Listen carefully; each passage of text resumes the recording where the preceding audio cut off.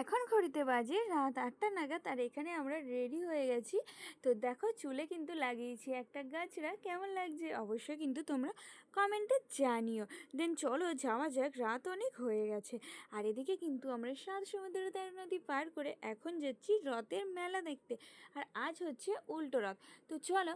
হে everyone, তো সবাই কেমন আছো? আর কে কে আজ রথ দেখতে গেছো কমেন্ট করে জানিও। আর আমরা বসিরহাটে থাকি, সেই কারণে আমরা কিন্তু তোমাদেরকে শেয়ার করব খড়িবাড়ি, আমাদের এখানে যেখানে মেলা হয়, রথ ওঠে সেখানটায়। তো চলো। আর প্রথমে জগন্নাথ দেবের এখান থেকে আমরা দর্শন করে নিই, খুব ভালো করে দর্শন করেছিলাম সামনের থেকে। তারপরে আমরা মেলার দিকে যাচ্ছি, কারণ এখানে দেখতে পাচ্ছ প্রচুর ভিড়, আর বাচ্চা নিয়ে এসেছি।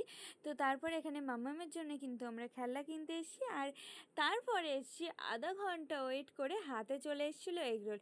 তারপর এখান থেকে আমি রাধারানীর জন্য দুটো ঘাগরা কিনে নিই। আর তারপরে আমরা বাড়ি যাওয়ার পথে উদ্দেশ্যে রওনা হই। দেন তারপরে এখান থেকে আমরা দুটো আইসক্রিমও খেয়ে নিই। আর শাইন নিয়েছিল একটা গোলাপের চারা। আমাদের বসিরহাটে রথের মেলায় কিন্তু প্রচুর গাছ ওঠে, প্রচুর রকমের। তারপরে বাড়ি যাওয়ার পথে এখানে ইস্কনের রথ দেখে আমরা বাড়ি যাই। দেখো কত সুন্দর লাগছিল। টাটা।